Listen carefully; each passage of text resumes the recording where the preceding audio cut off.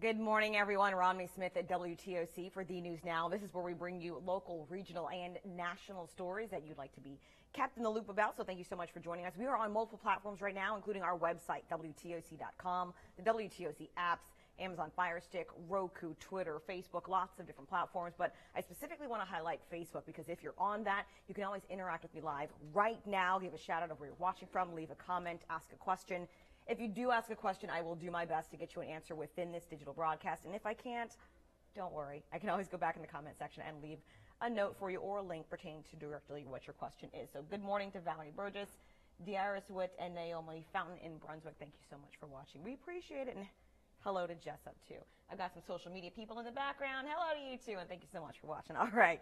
So right now we're following big local breaking news of a deputy-involved shooting that actually happened in our area last night. The shooting happened on Ed Powers Boulevard, which is in Gum Branch, which is in Liberty County. We have video from the scene from last night. This was around 10 o'clock.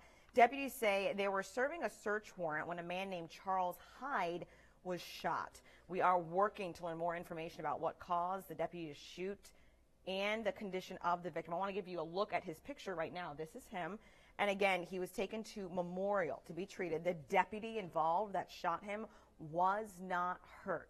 Now, Chief Deputy John Long says the GBI, the Georgia Bureau of Investigation, will help investigate what led to the shooting. We will have more information as they unfold throughout the day. So stay tuned with us and we will bring you more there. Other breaking national news that we just think is kind of neat coming out of Hawaii. Video we don't get to see that often. So mandatory evacuations underway right now in Hawaii because of a volcano eruption. You're actually looking at video from above, drone video, pretty neat. So the eruption started Thursday afternoon and caused several communities to be evacuated. New ground cracks have been reported earlier along with white hot vapor and blue fumes. So this volcano is one of the world's most active volcanoes. It's located in the Hawaii Volcanoes National Park.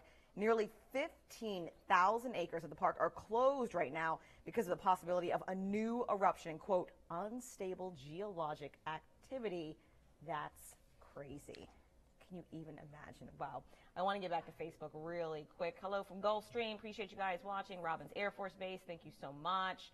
Update on the C130 crash. That's coming up in just a second, Victoria. So thank you so much for asking. Blake Howell, I don't know what you're talking about. You're saying don't interrupt, the price is right. We are digital, baby, all digital right now. And I do thank you for watching. Hello, hello, hello to the rest of you. Okay, so the scene, the big story, of course, from a couple days ago of where the C-130 crashed on Highway 21 will be blocked off for some time. Now, the video from this past Wednesday morning shows the C-130 making a hard left bank before twisting out of the sky and then nose diving into the ground. There is no doubt that video from a local business will take this investigation quite a ways and be helpful. A ground crew had actually just completed work on the plane in Savannah. WTOC spoke with John Rogers. He actually spent the last 10 years on an Air Force ground crew working on KC-135s and C-17s. Kind of an anomaly, if I can say that, comfortably say that, because, you know, we were flying, there's so many flights every day on every military base across the world. And very unfortunately, you know, this is one of those, you know, that bakes into that 1%, 2% of catastrophic, you know, events and failures and stuff that, you know, we train for to eliminate as much as possible. But absolutely, unfortunately, you know, there are some that will, you know, have events like this. The military tells WTOC they have not spoken with the tower about anything relayed to controllers before the crash. However, an FAA source that we have has confirmed that moments before that C-130 crashed, the pilot radioed back to Savannah International Airport with a distress call and a request to clear runway for an emergency landing. However, whatever happened between that emergency distress call and the plane going down and crashing on Highway 21, not clear at this point in time. That is still under investigation. A lot of people were still trying to clear up exactly what a C-130 is. Those are really large planes. A lot of us like to call them weather hunters because they can actually fly into hurricanes, into storms, and give you a look at it. They can also transport large amounts of equipment and people drop them off to different military locations around the world. As we've been telling you, Georgia Highway 21 will remain closed indefinitely at this time. The reason is there are several steps that have to happen first before that road can be safely reopened. So let me give you a screenshot of what I'm talking about right now. Very first thing that has to happen, the military is in charge of this investigation. It is not any local police or sheriff's department. It is all the military because it is a military-involved plane. So the military will need to investigate and complete their investigation about the crash and the debris field. After that is concluded, the cleanup of the aircraft and the debris will begin. So everything is just staying in the road for right now.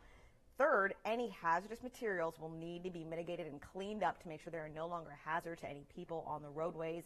And last but not least, GDOT will be brought in. The road will be evaluated, then repaired. So we're not sure if the military investigation will take 2 weeks or 2 months. And since that's the very first step, that's why we do not have a solid estimate for when the road will reopen. All we can tell you is that we are keeping our eye on it. We are in close contact with GDOT, the military, and local officials. And so we are monitoring it, but just for the foreseeable future, at least the next few weeks, you have to get to that area to go to work, to go to school. If you want to normally take that to get to a friend's house, you definitely want to take the detours. They are clearly marked at this point in time, but certainly if there's an update or a change and we learn it will be reopened sooner, we'll let you know. But right now, plan on at least a few weeks, if not a few months. Our website, WTOC.com, will also have all of that information for you. Let's see. Thank you so much for you guys on social media. Let's see. One person, Blake Howell, weighing in. The lady that went viral complaining to WTOC that they interrupted is right about the C130. Well, here's the thing. When you have a deadly plane crash, you have to cut into television. So I think it's insensitive of any viewer who says we interrupted to be taken seriously. 9 people died. That is big breaking news. And it led every single national network evening newscast. That's how big it was. So it happened locally. It could have hurt way more people, so that's not insensitive of us. We're doing our job. Our job is to report the news, including local breaking news. So for those of you out here thinking that we're doing too much, you always have other options. You can change the channel. It is our job. We take it very seriously, and we do a good job of it. So there's my 2 cents for that. All right, switching gears. Happening today, Georgia Southern will celebrate its first graduation ceremony as a consolidated institution. So the current spring semester actually marks the very first semester that Georgia Southern University and Armstrong State University consolidated into one. University officials say the process of the merger is almost complete, with several new programs and degrees coming this fall. Tonight, more than 800 students from both the Armstrong and Liberty campus will walk the stage at the Savannah Civic Center. They'll either choose a Armstrong or Georgia Southern diploma.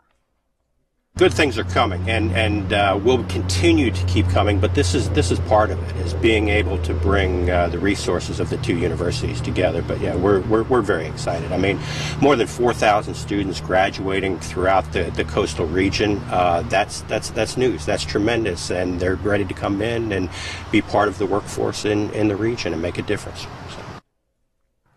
University says this will be the very last time a student has a choice between diplomas. Georgia Southern is also honoring its graduates in Statesboro. Those in the graduate program will receive their diplomas today. Undergrads will graduate tomorrow. And those aren't the only graduations happening. We also have in the Low Country, University of South Carolina Beaufort will graduate today, this evening actually. The class will graduate 301 members of the class of 2018. The ceremony will be at the Library Plaza on the Hilton Head Gateway campus. Representative James Clyburn will be the guest speaker. That ceremony is at 5:30. And Savannah State University's 192nd commencement will be held tomorrow. Around 400 students will graduate with associate, bachelor's, and master's degrees during the ceremony. That will be at 9 a.m. at the Tiger Arena. From all of us here at WTOC, congratulations. And if I had one piece of advice for all the graduates, pursue your passions relentlessly. The money will come later. I promise you. Just do what you love. Figure it out. Or if you don't know what you like, that's okay. Explore. Save money when you can. Pay off your debts if you have them. Lord knows I've been out of college for a while now, and I'm still paying them off. Hopefully I'll be done next year. But congratulations to all of you. Certainly a very proud accomplishment for you and your family. I did get a question about the weather. Yes, I'm getting to that right now. We are heating up today. Finally, it almost feels like summer, dare I say it. WTOC meteorologist Cutter Martin has more details for you.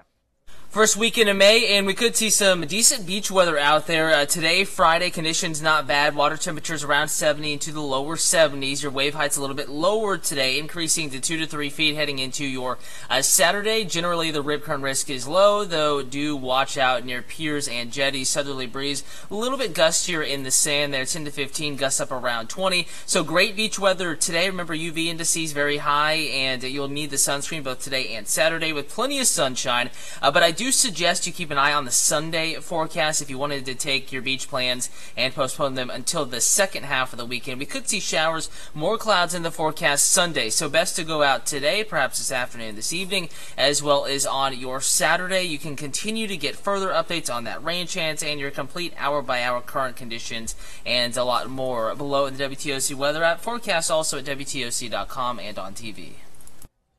All right, so there you have it. It will be an absolutely lovely day today as well as tomorrow. I know I'm planning on going to the beach, and I don't know if I'm going to spend 1, 2, 3, 4 hours there. It will be lovely. Thank you so much for those of you who are joining us. I certainly appreciate it. We did have one question from Jessica Loves You asking if all the people on the plane passed away. They did. There were 9 military members on board. They all passed away, unfortunately. We have the information of their names, how long they spent in the service, and if they were married and have kids that they are leaving behind. And a lot of them had plenty of years of service. You saw plenty of people yesterday when I broke the news on the digital newscast at 3 p.m. with their names and years of service. We had anywhere from 3 years was the least amount of service one had. The maximum was 31 years. Most of them were based in Puerto Rico and from Puerto Rico. One service member had just recently moved to Alabama. So we have all of their information. I want to say it was a total of 18 children that they're leaving behind and 6 wives. I cannot remember the total years of service of all 9, but it is more than 150 years. This was a very experienced crew, and that's one of the things that investigators will be looking into. They were able to make the call, but the thing is that thing made a hard left bank and spiraled down nose first into the ground. And because they had so much experience, that is a major question. What exactly happened? Was it a maintenance issue? What else could have happened that got in the way that caused all 9 to lose their lives? We actually heard directly from Prang, which is the Puerto Rican Air National Guard, yesterday, of course, morning. The governor of Puerto Rico is saying they have 9 days of mourning, 1 for each victim in the crash. I want to thank you guys so much for joining us. You can always stay connected on our website, WTOC.com, and on social media. Follow me too, guys. There's my name, at Romney Smith TV on Facebook. We're also on every platform, literally Facebook, Twitter, Instagram, Snapchat. We'll see you then.